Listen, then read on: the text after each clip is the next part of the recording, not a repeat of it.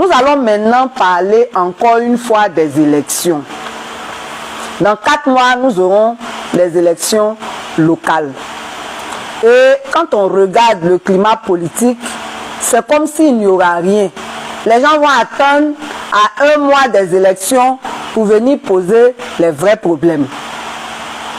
Et c'est pour ça que nous en parlons dès maintenant. Parce qu'en Côte d'Ivoire, c'est les élections qui nous envoient la guerre. Donc quand les élections arrivent, compte tenu des expériences passées, si vraiment les politiques sont responsables, il y a des décisions à prendre maintenant. Il ne faut pas attendre qu'on arrive en septembre pour poser les problèmes. À moins qu'on ne veuille pas que les problèmes se règlent, ce qui ne serait pas normal. Donc nous, comme on se soucie du bien-être du peuple, comme on se soucie de la paix, on va encore revenir sur ce qui devait être fait avant que ces élections-là n'aient lieu. Et on va encore une fois dénoncer tout ce qui ne va pas au niveau de la CEI, qui fait qu'elle n'est pas suffisamment crédible pour nous garantir des élections justes et transparentes. On avait déjà parlé du cadre institutionnel. La composition même de la CEI, là, elle est problématique. La composition du Conseil constitutionnel est problématique. Il faut réformer ces 2 institutions. Je ne vais pas revenir sur les détails de ce point parce que j'en ai déjà trop parlé. Mais en ce qui concerne le cadre juridique, le code électoral, là, il doit être révisé. Outre la question de l'âge minimum pour voter, il y a une question importante sur le vote obligatoire. Il serait bien que le vote soit rendu obligatoire parce que toutes les élections passées, là, le taux d'abstention est autour, en moyenne, à 60%. Ce qui prouve que les Ivoiriens n'ont même plus confiance en nos élections. Donc il y a beaucoup même qui décident de ne même pas aller voter parce que le résultat est sûr d'avance. Donc il faut rendre le vote obligatoire. Pour rendre le vote obligatoire, il faut le faire par voie référendaire, c'est-à-dire organiser un référendum. Comme ça, quand c'est acquis, le vote devient obligatoire. Maintenant, tu peux aller voter et puis décider de mettre un bulletin nul. Ça, c'est ton droit. Mais il faut que tout le monde puisse voter. Ça, c'est le premier point. Le second point, il concerne les parrainages. Et puis par rapport au vote obligatoire, ce qu'on veut préciser, c'est que l'intérêt du vote obligatoire, c'est que ça légitime même l'élection, le pouvoir de ces élus-là. Parce que si nous sommes, je dis n'importe quoi, 100 Ivoiriens, et puis il y a seulement 2 qui s'en vont voter, on t'a élu, mais ce n'est pas la majorité réelle qui t'a élu. C'est pour ça qu'il faut rendre le vote obligatoire pour que véritablement la majorité puisse s'exprimer dans le choix des élus. Voilà. Maintenant, il y a le problème du parrainage. Le parrainage.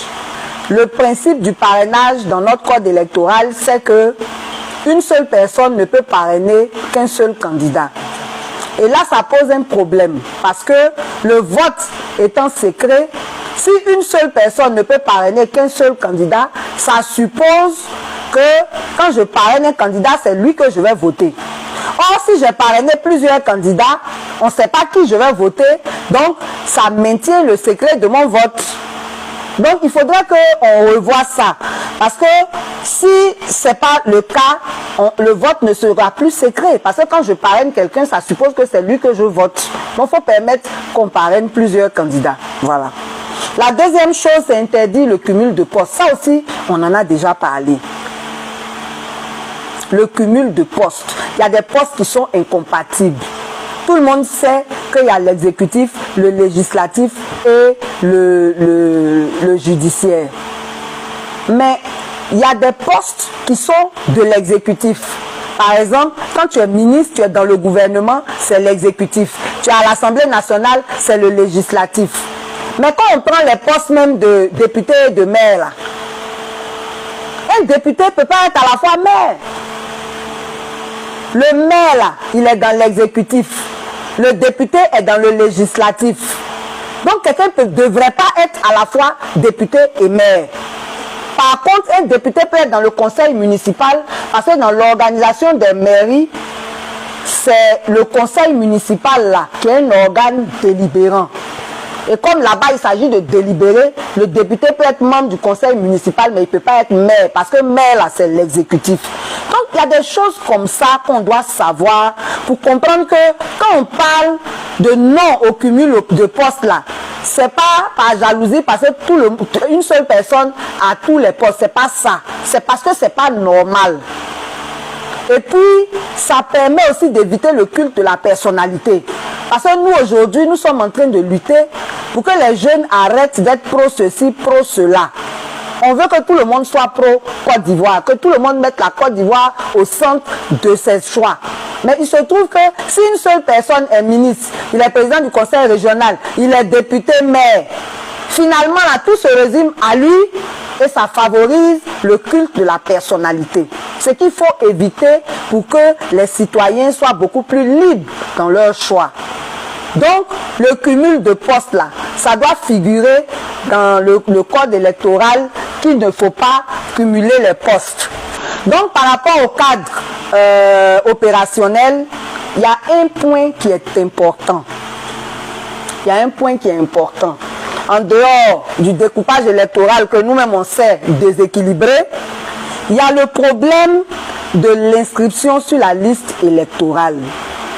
On fait les choses de façon archaïque pour pouvoir mieux tricher. On dit tout le monde doit aller s'inscrire. Mais en même temps, on ne facilite pas les conditions de l'inscription. On l'a vu pendant la période de Covid. On dit il y a confinement. On ne sort pas d'Abidjan comme on veut, on ne rentre pas à Abidjan comme on veut. Et c'est dans cette période-là, on demande aux jeunes de venir faire l'inscription sur la liste électorale. Alors que pour s'inscrire sur la liste électorale, il y a certains papiers dont il faut disposer. Donc celui qui est né à l'intérieur, que le confinement a trouvé à Abidjan, il doit se déplacer pour aller faire son extrait. Celui aussi qui est né à Abidjan, que le confinement a trouvé à l'intérieur, il doit se déplacer pour faire son extrait. Du coup, ça n'a pas facilité l'inscription des nouveaux majeurs sur la liste électorale. Dans les grandes démocraties, là, il n'y a pas de recensement électoral pour la simple raison qu'on inscrit directement les gens sur la liste électorale. Le système d'état civil étant informatisé, systématiquement, on met les gens sur la liste électorale. Donc, il faut que, pour que le cadre opérationnel là, soit efficace, non seulement on révise le découpage électoral, mais qu'on fasse en sorte que les inscriptions sur la liste électorale soient automatiques. Ça permet d'éviter deux choses. Non seulement ça permet à un plus grand nombre d'être sur la liste électorale, donc de voter, mais ça permet d'éviter les transhumances. Quand c'est comme ça, là, qui va aller déplacer des électeurs pour aller voter là où ils ne doivent pas être? Donc vraiment, montrons un peu de bonne foi, parce que les élections, là, ça détermine beaucoup la paix dans notre pays.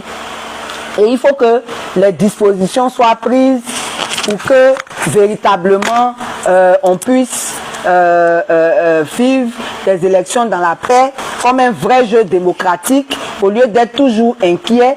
Et là, si cette fois-ci, en 2023, rien n'est fait pour préserver les citoyens, pour que les gens aillent voter sans problème, nous, on va accuser tous les politiques.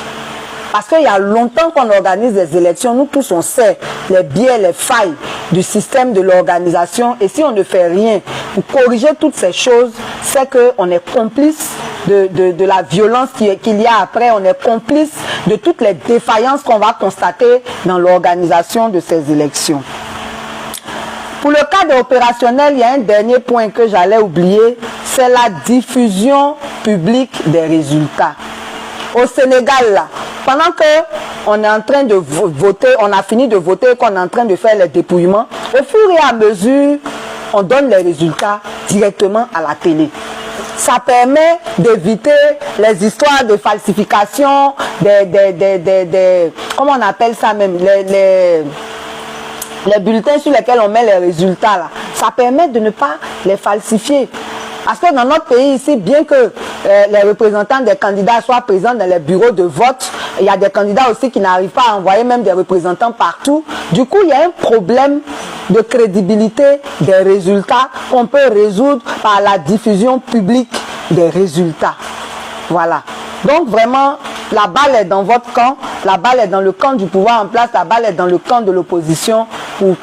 pour insister pour que toutes ces défaillances-là soient corrigées afin que nous ayons enfin des élections justes et transparentes. Voilà.